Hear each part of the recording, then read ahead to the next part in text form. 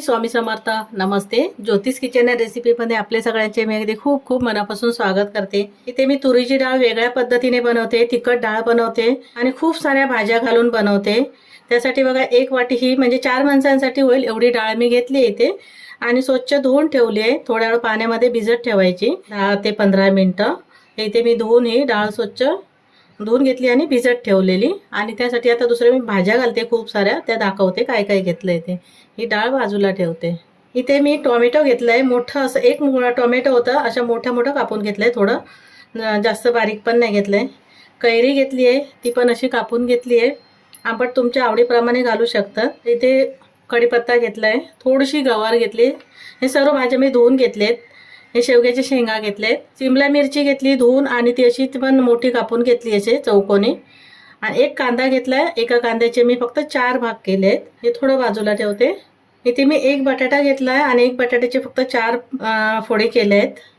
कोथिंबीर घेतली, कोथिंबीर थोडी जास्त घालायची, कोथिंबीरचा स्वाद छान वाटतो त्या डाळीमध्ये. आणि 7 ते 8 लसूणच्या पाकळ्या घेतल्या, त्या सोलून ठेचून घेतल्या थोड्याशा अशा.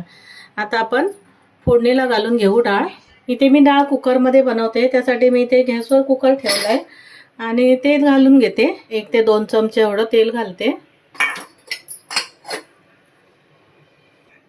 इथे आता तेल गरम झालंय, त्यामध्ये मी थोडीशी मोहरी घालून घेतली, जिरं घालते, थोडंसं हिंग घालून घेते, ह्या लसूणच्या पाकळ्या त्या पण घालते आणि इथे कढीपत्ता घालून घेतलाय.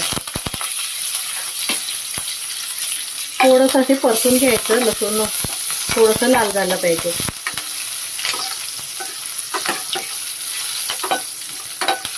गॅस कमी करायचा, नाही तर फोडणी जळेल. त्याच्यामुळे मी आता गॅस कमी केला आणि लसूण थोडीशी लाल करून घेते. इथे आता लसूण हलकीशी लाल झाली आहे, त्यात मी थोडी कोथिंबीर घालते. याला ना कोथिंबीरचं थोडंसं जास्त घालायचं. आता थोडी घातली आहे आणि नंतर कधी थोडीशी ठेवून दिली आहे मी. छान स्वाद येतो असा कोथिंबीरचा. तुम्हाला तेल जास्त आवडत असेल ना तर तुम्ही तेल जास्त घालून घ्या. ते कोथिंबीर घातली आणि आता ही धुवून ठेवलेली डाळ होती ना, ती घालून घेते मी आणि थोडं पाणी घालून घेते. जेवढी आपल्याला डाळ बनवायची असेल तसं पाणी घालून घ्यायचं. इथे आता मला जेवढं पाहिजे ना तेवढं मी पाणी घालून घेतलंय. तुम्ही डाळ ज्याप्रमाणे घ्याल, म्हणजे जास्त घेतली तर थोडं जास्त पाणी घाला, जसं बनवायचे असेल तसं. अजून थोडीशी कोथिंबीर घालते, अजून नंतरसाठी ठेवते. कोथिंबीर जास्त घालायची, मस्त एक स्वाद येतो. आता बटाटा सोलून घेतलेला ना, तो बटाटा घालून घेते. शेवग्याच्या शेंगा पण घालते, शिमला मिरची ती पण घालून घेतली आहे आणि कांदा पण असाच घालायचा. खूप मस्त अशी डाळ होते ही. वेगळे प्रकार एकदा करून बघा तुम्ही.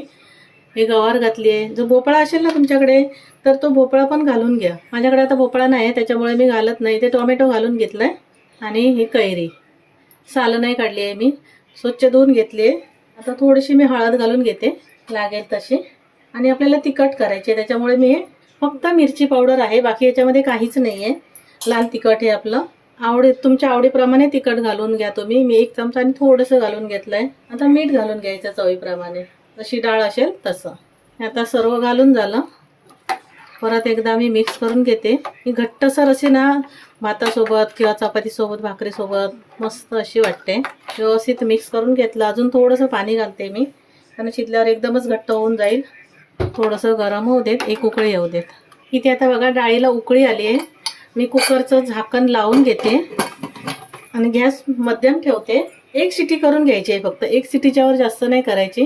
एका शिटीमध्ये शिजली जाते आणि जास्त पण आपल्याला ही डाळ शिजवायची नाही आहे, त्याच्यामुळे फक्त मी 1 शिटी करून घेते. कुकरला मी 1 शिटी करून घेतली आणि कुकर थंड होतोय तोपर्यंत मी इथे कोशिंबीर बनवून घेते, कारण त्या डाळीबरोबर भाजीची वगैरे आवश्यकता नाही आहे. इथे कोशिंबीर बनवायसाठी मी भांडं घेतलंय आणि त्यामध्ये मी 1 काकडी किसून घेतली आहे सोलून. तुम्हाला कापून अशी घ्यायची असेल ना तरी घेतलं तरी चालेल, पण मी इथे किसून घेतली आहे. इथे एक गाजर आहे, ते पण किसून घेतलंय. हे बीट आहे, ते पण किसूनच घेतलंय मी सर्व. एक टोमॅटो, छोटावाला टोमॅटो घेतलाय आणि तो बारीक असा कापून घेतलाय. थोडंसं मीठ घालते चवीप्रमाणे. इथे मी दह्याचा वगैरे वापर करणार नाहीये, बिना दहीचे कोशिंबीर करते, कारण डाळीमध्ये कैरी घातली आहे, त्याच्यामुळे हे पण आंबट नको. असं पाहिजे तर घालू शकतात, थोडी साखर घालून वगैरे, ते पण छान वाटतं. इथे मी थोडीशी कोथिंबीर घातली, लिंबाचा रस घालते थोडंसं. दही नाही घालत आहे ना, लिंबाचा रस छान वाटतो कोशिंबीरला. थोडंसं घालून घ्यायचं. बी पडली ती काढून घेते मी आणि व्यवस्थित असं मिक्स करून घेते. आता उन्हाळा आहे त्याच्यामुळे कसं अशी कोशिंबीर छान वाटते आणि त्याच्याबरोबर कसली कापं असेल ना तरी पण छान वाटते ती डाळ, तिखट डाळ अशी. बटाट्याची कापं, सोरांची कापं किंवा अशी कोशिंबीर ते मी असं व्यवस्थित मिक्स करून घेतलंय. थोडीशी वाटली तर साखर घालू शकतात आवडत असेल तर. एखादी हिरवी मिरची बारीक चिरून अशी, ती पण चांगली वाटते हिरवी मिरची पण याच्यामध्ये. आवडत असेल तर घालू शकतात. कधी कधी मी घालते, कधी नाही घालत. इथे आता व्यवस्थित असं मिक्स करून घेतलं आणि फोडणी करून घेते. इथे मी फोडणी करायसाठी तेल गरम केलं आहे आणि त्यामध्ये थोडीशी मोहरी घालून घेते.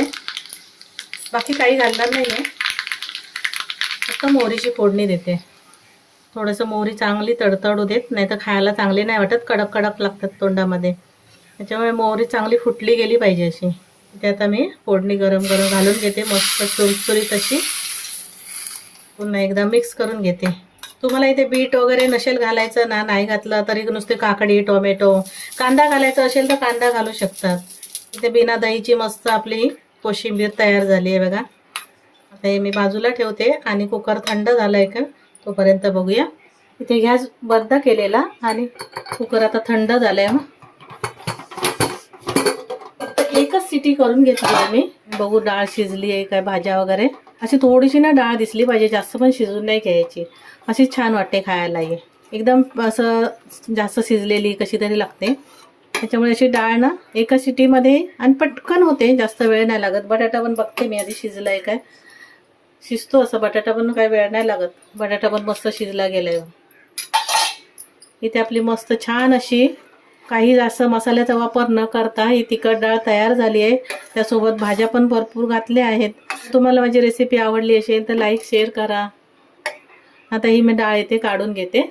इथे आपली मस्त अशी भाज्या घालून आणि कमी मसाल्यामध्ये मस्त तिखट डाळ तयार झाली आहे. खायला तर एकदम मस्त छान वाटते ही डाळ. तेव्हा तुम्ही एकदा रेसिपी करून बघा डाळीची, तुम्हाला पण नक्की आवडेल. आणि इथे आपली कोशिंबीर पण छान अशी तयार झाली आहे बघा, तोंडी लावायसाठी. हे अशी डाळ घट्ट आहे ना, त्याच्यासोबत अशी भाजी पण नसले तरी पण चालेल. भातासोबत, भाकरीसोबत किंवा चपातीसोबत पण तुम्ही हे खाऊ शकतात. इतकी छान वाटते. त्या तुम्हाला माझी रेसिपी आवडली असेल तर लाईक करा, शेअर करा, सबस्क्राईब करा. पुन्हा भेटू आपण अशाच एका नवीन रेसिपीसोबत. थँक्यू, धन्यवाद.